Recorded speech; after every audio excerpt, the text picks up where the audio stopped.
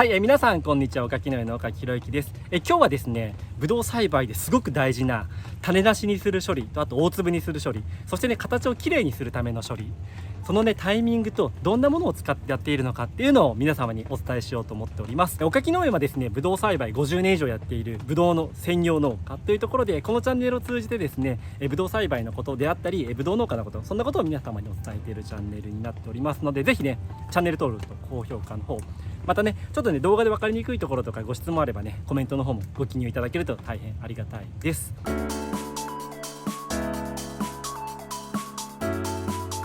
今日はですね、だいたい葉っぱの枚数5、6枚から、開花まで11、2枚までの間にめちゃくちゃ大事な作業がねいっぱいあるので、それをですね3つご紹介したいと思います。でまずですね、だいたいね葉っぱ5、6枚になってきたら、こう上にもしゃもしゃしているブドウの枝、ブドウっていうのは上に伸びていくので、それをですねこうやって下に下ろしていきます。っていうのはね、こういったねテープナーっていう機械を使うんですけれども、上に向いちゃってるのをこう下に向けてカチャって止めます。でこうすることによってですね、消毒のつきが良くなるっていうことと、あとねこれから作業性、していく際にですね、どこを作業していいのかっていうのが分かりやすく、なってくるっていったものになりますので、葉っぱの枚数がね、5枚以内ぐらいでね、これからいろんな作業をしていく下処理っていうのをしていただくといいのかなと思っております。7、8枚の時に何をやるのか、その段階で種なし処理っていうのを行います。ブドウ栽培やってらっしゃる方はジベレリン処理でいいんじゃないのって思われる方もいるんですけれども、畑の中ですね生育めちゃくちゃばらついてますので、もしねジベレリン処理やり忘れで種ありになったらね、お客さんから大クレームになってしまいますので、そうならないためにあらかじめですね種なし処理っていうのをやっております。で何をやってるのかっていうと、この薬液をですねストレプトマイシン液剤っていうものがあるんですけれども、これをですね1000倍の濃度に薄めて、畑全体、もうブドウ全体に散布してます。でそうすることによってですね、ブドウの無角化処理っていうのが、ね、なされます。なので、ジベレリンの補助剤としてこういったものを使って種なし効果っていうのが限りなく 100% に近づくようにやっております。ただですね、畑全体が全く同じ状態で7、8枚になるっていうことはほぼないので、葉っぱの枚数5枚以上で効果自体はあると言われてますので、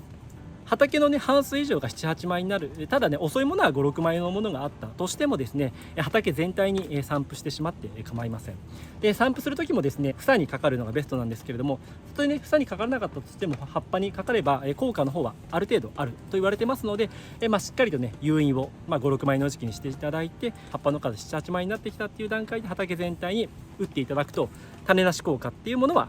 限りなく 100% に近づきますので、もしですね去年種なし処理っていうのが失敗したっていう方は、このアグレプトっていう薬液をですね単剤他と混合しないように散布していただくっていうのがいいのかなと思います。だいたいね 10R あたり目安としては200リットルぐらいを散布しておりますので、畑のね単別によってですねその辺は調整していただければいいのかなと思います。だいたいですね葉っぱの枚数8枚9枚ぐらいの時期にですね、このフルメットという薬液、これをですね10リットルあたりですね、これ1本ですね 10ml、 だいたい 1ppm ぐらいの濃度でブドウの房に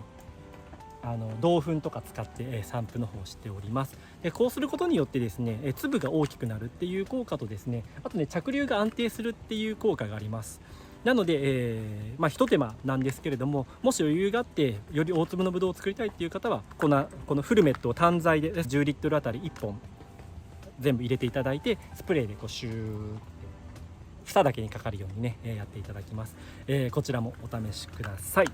でそしてですねその次ですね、だいたい10枚から11枚ぐらいになった段階でフラスターっていう薬液、これをですね散布してます。品種にもよって違うんですけれども、だいたいシャインマスカットだと1000倍から2000倍ぐらいの濃度で、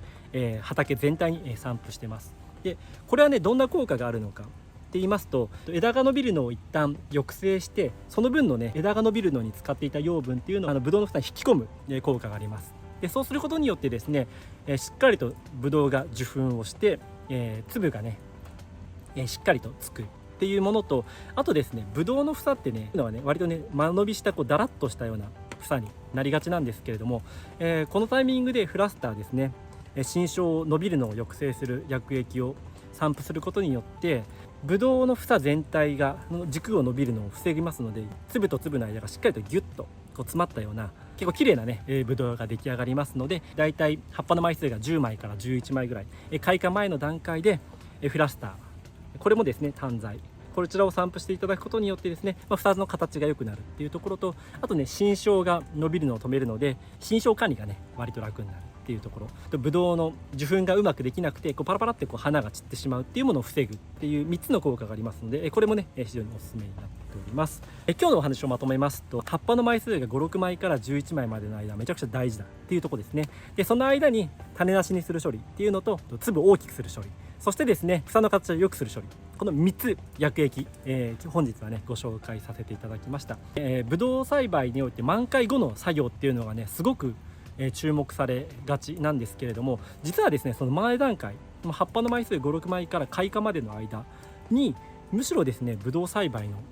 極意というかブドウ栽培のポイントっていうのがね詰まってますので、ぜひですねもし去年やって種ありになっちゃったよですとか、あとねなかなか大粒にできなかった、ブドウがうまくいい形にならなかったっていう方はですね、この時期にですね今の3つの薬液を使っていただいて、よりいいブドウ、高品質なブドウっていうのを作っていただければいいのかなと思っております。ここまでねやったらその後にねジベレリン処理、房切り、摘粒ってあるんですけれども、こちらの方はね過去の動画で出しておりますので、そちらの方をぜひ見ていただいて、いいブドウ作りっていうのを皆さんしていただければありがたいなと思っております。またですねコメントの方にね個別のご質問等ございましたらお答えさせていただきますので、そちらの方もねぜひいただければありがたいなと思っております。ではね、今日の動画いかがだったでしょうか。めちゃくちゃ大事なブドウ栽培のポイントっていうのをねお伝えさせていただきました。またねこれからもブドウ栽培のポイントであったり栽培の技術っていうのをお伝えしていきますので、ぜひ次回の動画も楽しみにしてください。それでは、本日はありがとうございました。また次回の動画で会いましょう。柿野の柿広でした。